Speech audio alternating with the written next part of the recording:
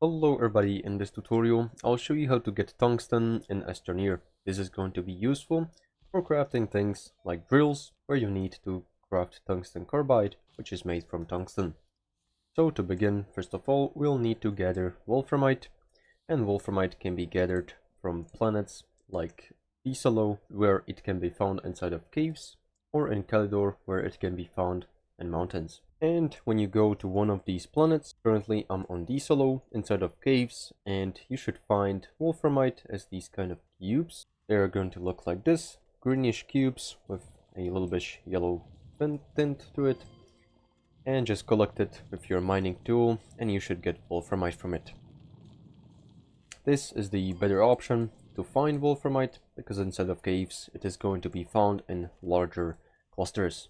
And once you've collected wolframite, you just want to go ahead and smelt it inside of the smelting furnace to get tungsten from it.